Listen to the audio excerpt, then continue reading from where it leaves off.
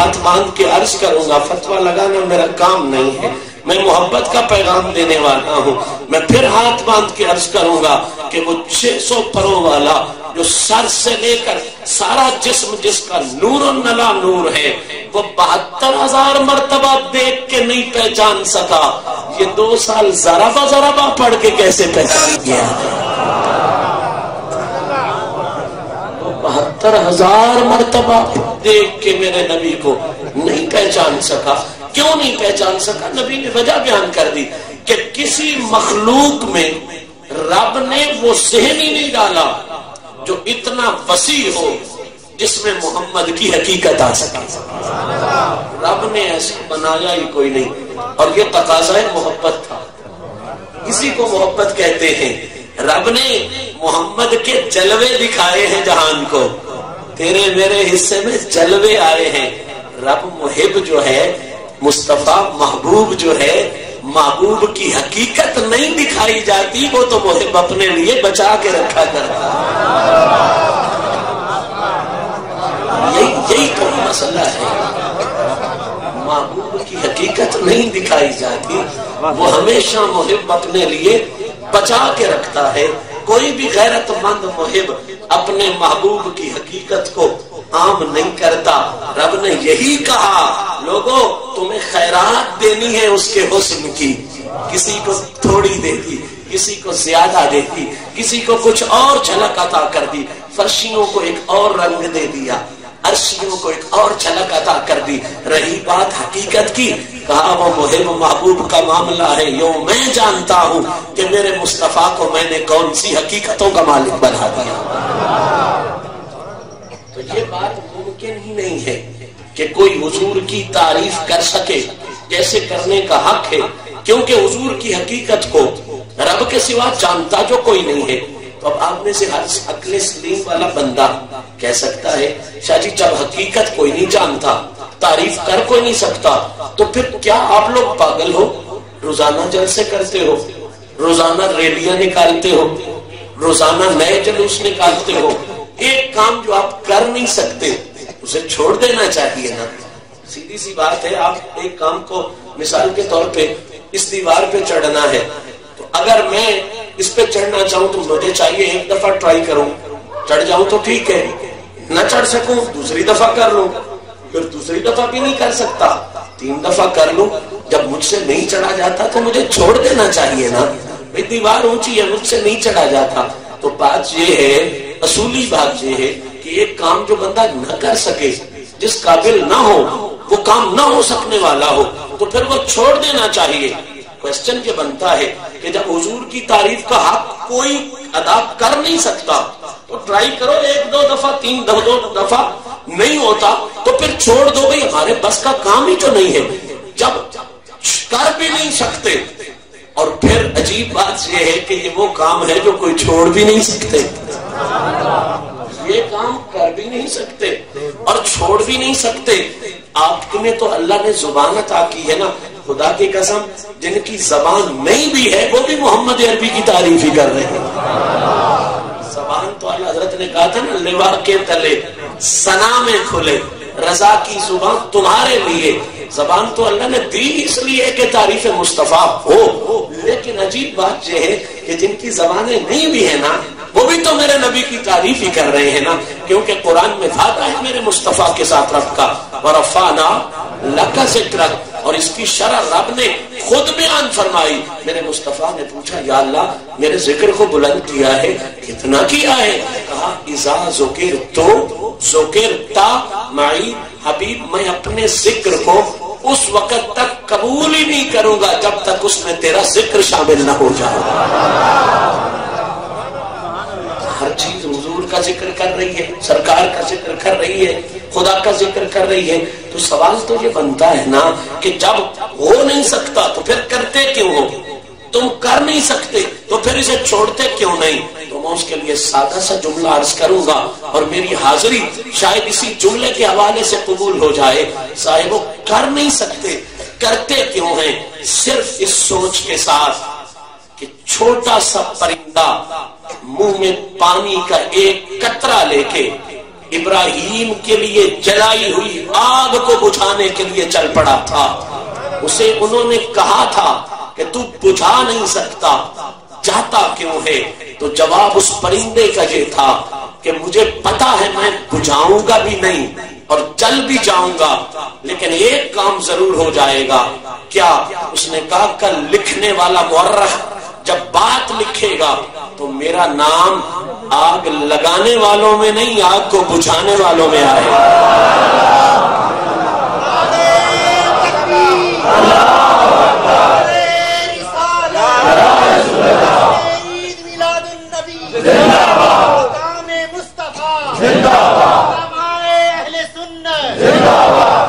خدا کی قسم اس کے منہ میں تو پھر بھی آدھا قطرہ پانی تھا. جو کوئی وجود رکھتا ہے، تیری میری تعریف رسول کی شان کے معاملے میں تو آدھے قطرے کا وجود بھی نہیں رکھتی ہے. خدا کی قسم نہیں رکھتی ہے. یہ کوئی خطابت نہیں ہے. تو دیکھ تو کس مقام کی تعریف کرتا ہے، وہ کس مقام کا مالک ہے. وہ تو پھر بھی آدھے قطرے والا تھا، تو اس کے معیار کا بھی نہیں ہے. لیکن کریں گے بابا، کریں گے، کریں گے، قیامت تک کریں گے، قبروں میں جا کے بھی کریں گے. اس سوچ کے ساتھ نہیں کہ نبی کا ذکر اونچا ہو جائے گا ہمارے کرنے سے، صرف اس کے ساتھ کہ کل قیامت والے دن جب گنتی ہوگی نا تو ہمارا نام نبی کے ذکر کو روکنے والوں میں نہیں، نبی کے نام کو پھیلانے والوں میں. صرف کوئی اور اوقات نہیں ہے، کوئی اور ہماری حیثیت نہیں ہے، کوئی ہمارے اور جلسوں کی اوقات نہیں ہے.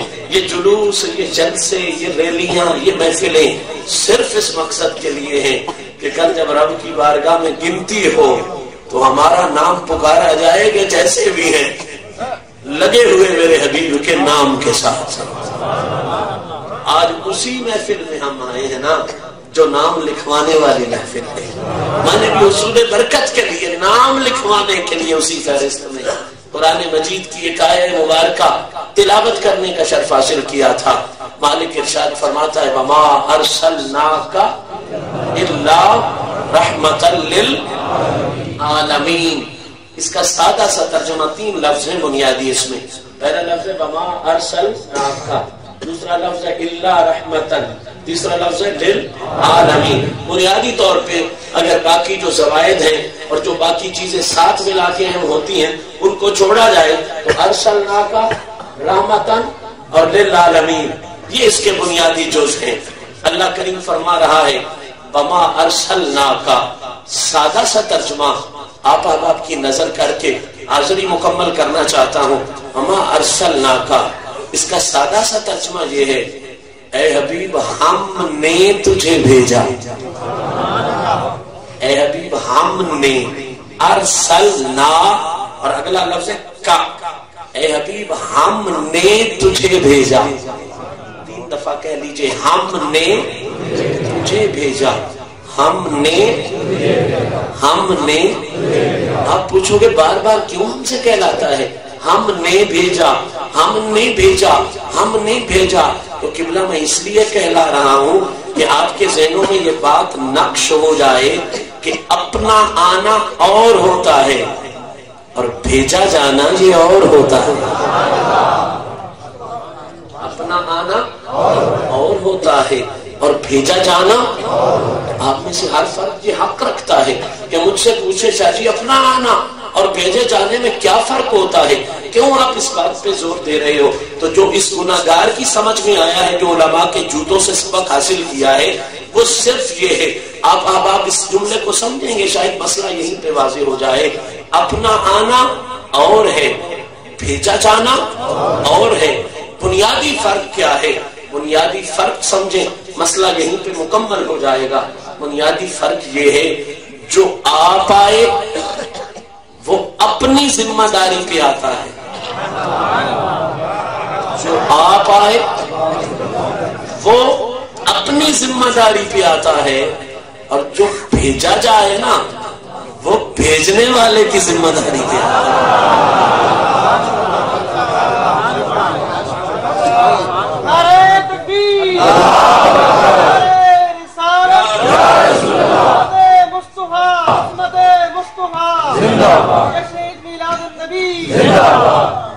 باپ آئے وہ اپنی ذمہ داری پہ آتا ہے، اور جو بھیجا جائے وہ ہمیشہ بھیجنے والے کی ذمہ داری پہ آتا ہے۔ چونکہ میلاد کی محفل ہے اور اشارہ میلاد کی طرف نہ کروں تو یہ بھی پھر ذوق کا اظہار نہیں ہوتا۔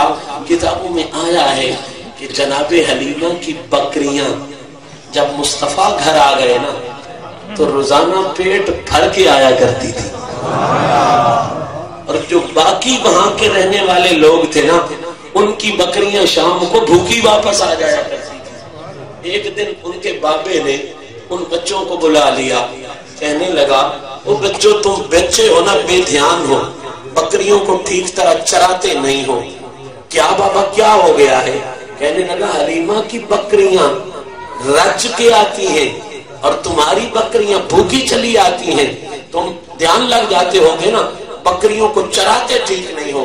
وہ بچہ رو پڑا، کہنے لگا دادا بالکل میں ٹھیک چراتا ہوں، بکریوں کے پاس رہتا ہوں، وہ جو چرانے کا فرق ہے نا وہ ہم تو بکریوں کے آس پاس رہتے ہیں، جس کو حلیمہ بھیجتی ہے نا چرانے کے لیے وہ بیٹھ جاتا ہے، بکریاں خود بخود چر کے اس کے پاس آ جایا۔ بابے نے کہا پاگل باتیں کرتا ہے، وہ بڑے دھیان سے چراتا ہوگا تبھی تو اس کی بکریاں اچھی طرح چر کے آتی ہیں۔ اس نے کہا بیٹا آج اس طرح کرنا ہے کہ جہاں حلیمہ کی بکریاں چرتی ہیں نا تم بھی وہیں جا کے بکریاں چرانا۔ وہ بچہ پھر کہنے لگا بابا چراتے تو وہیں پر ہیں۔ میں نے کہا پھر دماغ تیرا ٹھیک ہے، چراتے بھی تم ٹھیک ہو، چرتی بھی وہیں پہ ہیں جہاں اس کی چرتی ہیں، تو پھر اس کی رج کے کیوں آتی ہیں؟ بند ہو گئی، کوئی بات نہیں، توجہ فرمائیں، مسئلہ سمجھو، آپ میری طرف توجہ فرمائیں، پریشان نہیں۔ بابے نے کہا کہ بکریاں چرتی بھی تیری وہیں پر ہیں، تو چراتا بھی ٹھیک ہے۔ اگر آپ توجہ نہیں کریں گے میں بات نہیں کروں گا، توجہ کریں تو بات کوئی نہیں، آپ تک آواز میری پہنچ رہی ہے۔ بکریاں چراتا بھی تو وہیں پہ ہے، بکریاں چرتی بھی وہیں پہ ہیں، تو پھر اس کی رج کے کیوں آتی ہیں، تیری بھوکی کیوں آتی ہیں؟ بابا خود آ کے دیکھ لے، میں تو وہیں پہ چراتا ہوں۔ دوسرے دن بابا ساتھ گیا، دور دیکھی نا حلیمہ کی بکریاں چرتی ہوئی، بیٹے کو کہتا ہے بیٹا لے سوٹی بگا کے وہاں پہ لے جا، وہ دیکھ بہت سبزہ ہے جہاں پہ اس کی بکریاں چر رہی ہیں۔ اب خدا کا کرنا ہے، خدا کی مرضی ہے، حلیمہ کی بکریاں چرتی ہیں تو سبزہ ہے، حلیمہ کی بکریاں چر کے سائیڈ ہوئی، یہ لے کے گیا تو وہی سبزہ سوکھ چکا ہے۔ عجیب منظر دیکھا کہ وہ تو سوکھ چکا ہے، دور ایک جگہ پہ سوکھا سبزہ تھا جہاں یہ پہلے تھی، اب حلیمہ کی بکریاں وہاں جاتی ہیں، یوں ہی بکری منہ قریب کرتی ہے تو وہ سوکھا ہوا گھاس جو ہے وہ فوراً ہرا ہو جاتا ہے۔ مجھے بابے اور بچے کی کہانی آپ کو نہیں سنانی ہے، مجھے تو صرف اتنا عرض کرنا ہے، یا اللہ وہ جو باقی بکریاں بھیڑیں تھیں وہ بھی تو تیری مخلوق ہیں، اور حلیمہ کی بکریاں بھیڑیں بھی تو تیری مخلوق ہیں۔ یا اللہ یہ کیا ہے کہ جب دوسری چرنے لگتی ہیں تو سوکھ جاتا ہے، جب حلیمہ کی بکریاں چرنے لگتی ہیں تو سوکھا بھی ہرا ہو جاتا ہے۔ یا اللہ فرق کیا ہے؟ فرمایا بکریوں میں فرق نہیں ہے، چرانے والوں میں فرق ہے، چرانے والوں میں فرق ہے۔ یا اللہ کیا؟ فرمایا جو دوسری بکریوں کے ساتھ آئے ہیں وہ اپنی ذمہ داری پہ آئے ہیں، جو ان بکریوں کے ساتھ آیا ہوا ہے وہ میری ذمہ داری پہ آیا ہوا ہے۔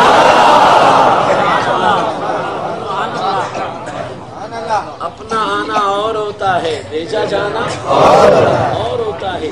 جو خود آتا ہے وہ اپنی ذمہ داری پہ آتا ہے، اور جو بھیجا جائے وہ ہمیشہ بھیجنے والے کی ذمہ داری پہ آتا ہے۔ مصطفیٰ مجھے سمجھ نہیں آتی تھی قبلہ، آپ کہہ سکتے ہیں کہ یہ تو محض حکایت ہے، قرآن کی طرف چلتے ہیں، مجھے زندگی بھر یہ سمجھ نہیں آئی کہ دنیا میں یہ اصول ہے کہ کوئی بندہ بات کرے نا تو اپنی بات کی ذمہ داری وہ خود اٹھاتا ہے، لیکن عجیب بات یہ ہے کہ مصطفیٰ جب بات کرتا ہے تو خدا کہتا ہے تیری ہر بات کا میں ذمہ دار ہوں۔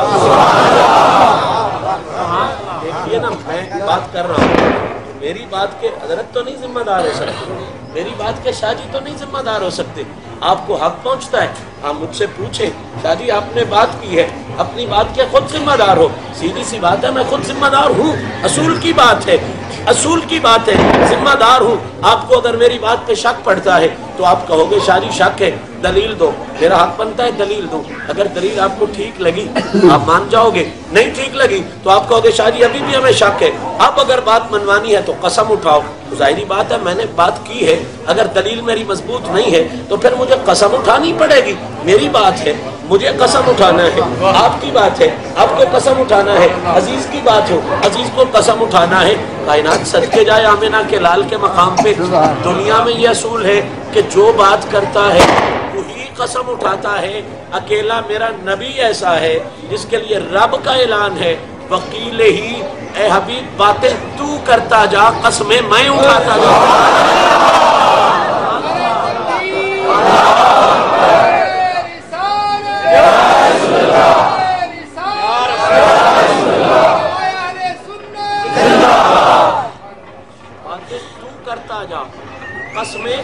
میں اٹھاتا جاتا ہوں. بس بات یہی مکمل کرنی ہے کیونکہ اب ڈھول کے ساتھ کوئی اور ڈھول شامل ہو گیا ہے اور شاید بات جو ہے وہ عجیب کی طرف جانے لگی ہے. میں جملہ مکمل کرنے والا ہوں. سوچنے کی بات تو یہ ہے کہ یا اللہ دنیا میں اصول ہے کہ بات جو کرے وہ اپنی بات کا خود ذمہ دار ہوتا ہے خود قسم اٹھاتا ہے. یا اللہ یہ کیا یاری ہے کہ باتیں وہ کرتا ہے قسمیں تو اٹھاتا ہے. یہی تو راز ہے. لوگوں اپنی بات کی قسم وہی اٹھاتا ہے نا جس کی بات اپنی ہو. میری بات اپنی ہے نا تو بھائی ذمہ دار میں ہوں میں قسم اٹھاؤں گا. ان کی بات اپنی ہے نا ذمہ دار یہ ہے قسم یہ اٹھائیں گے. ان کی بات ان کی اپنی بات ہے نا تو قسم یہ اٹھائیں گے کیونکہ یہ ان کی ذمہ داری ہے. مصطفیٰ کی بات کی خدا قسم اٹھا کے دنیا والوں کو پہلا سبق دے رہا ہے. تم سارے اپنی ذمہ داری پہ آئے ہو محمد عربی میری ذمہ داری پہ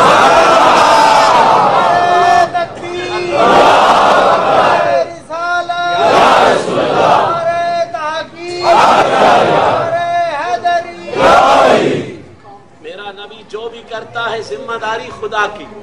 اللہ اسی لیے قسم اٹھا کے بتا رہا ہے لوگوں یہ بات کرے اس کی بات کا بھی میں ذمہ دار. اور سادہ کر دوں مسئلہ سمجھ میں آ جائے. صحابہ نبی کی بیعت کرنے لگے. ان الذین یبایعونک انما یبایعون اللہ. انہوں نے ہاتھ مصطفیٰ کے ہاتھ پہ رکھا بیعت مصطفیٰ کی. اللہ نے کہا نہیں انہوں نے میری بیعت کی. انما ہے جملہ انما اور انما اثر ہوتا ہے اثر بندش ہوتی ہے. اللہ فرما رہا ہے یہ میری بیعت ہے. یا اللہ کیا مطلب ہاتھ مصطفیٰ کا ہے تیری بیعت کیسے ہو گئی؟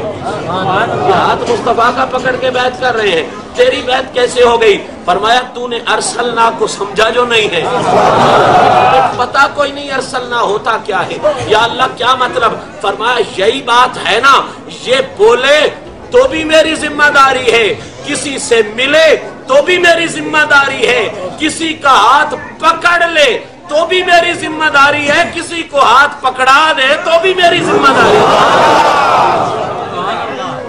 مصطفیٰ جو بھی کرتا ہے ذمہ داری یہ ذمہ داری مصطفیٰ جو بھی کرے ذمہ داری کس کی ہے؟ ذمہ داری کس کی ہے؟ بکریاں چرائے تو بھی خدا ذمہ دار. بکریاں چرائے تو بھی خدا ذمہ دار. ہاتھ پکڑائے تو بھی خدا ذمہ دار. ابھی بھی نہ سمجھ آ رہی اب کس میں نعرہ تکبیر نعرہ رسالت یا رسول اللہ تحقیق نعرہ حیدری میرا نبی جو نہیں کرتا ہے میرا نبی جو بھی کرتا ہے کون ذمہ دار ہے؟ اللہ. کون ذمہ دار ہے؟ اللہ. میرا فیصلہ نہیں قرآن کا فیصلہ ہے. ابھی بھی سمجھ نہ آ رہی ہو تو تیسری آیت سنو. من یطع الرسول فقد اطاع اللہ. جس نے رسول کی اطاعت کی اس نے اللہ کی اطاعت کی. پھر آ گئی پھر قد آ گیا.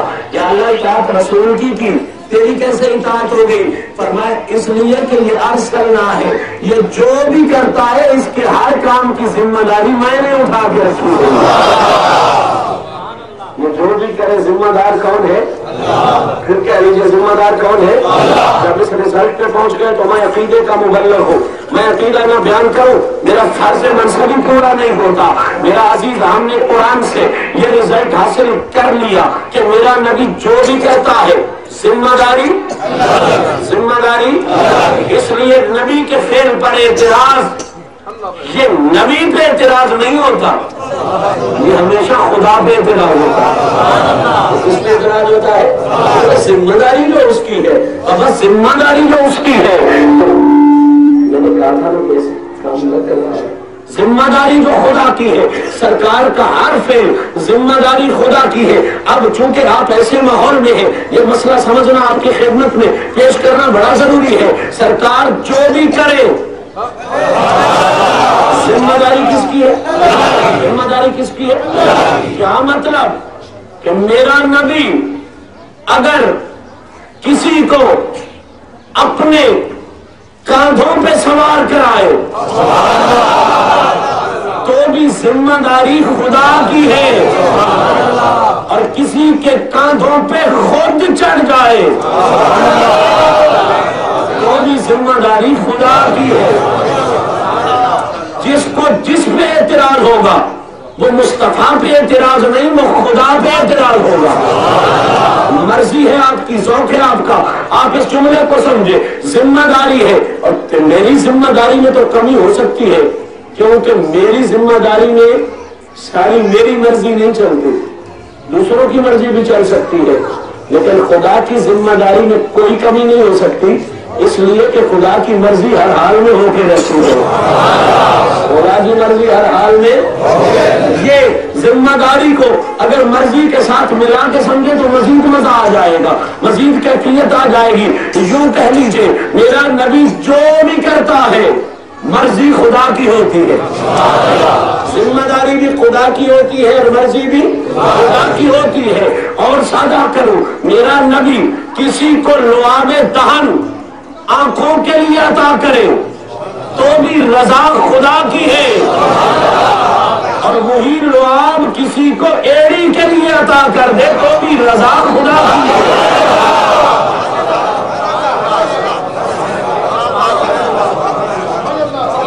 پھر سادہ کرو، میرا نبی کسی کو دولہا بنا کے سہرے سجا کے اس کی بارات کو گھر منگوا لے تو بھی رضا خدا کی ہے، اور خود سہرے لگا کے بارات بنا کے کسی کے گھر چلا جائے تو بھی رضا خدا کی ہے۔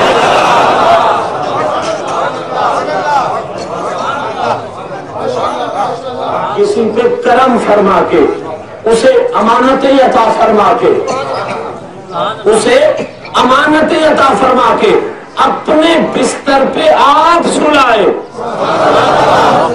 کسی پہ کرم فرما کے اس کو امانتیں عطا فرما کے اپنے بستر پہ آپ سلا دے تو بھی رضا خدا کی ہے، اور کسی کی جولی میں سر رکھ کے خود سو جائے تو بھی رضا خدا کی ہے۔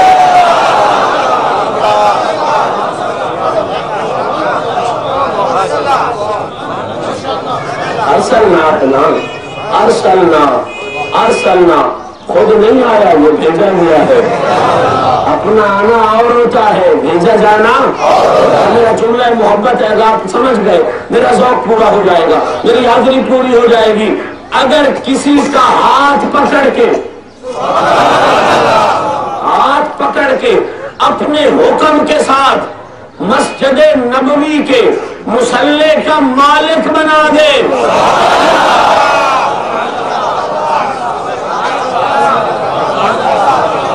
مسجد نبوی کے مصلی کا مالک بنا دے تو بھی رضا خدا کی ہے، اور کسی کا ہاتھ پکڑ کے ساری کائنات کا مولا بنا دے تو بھی رضا خدا کی ہے۔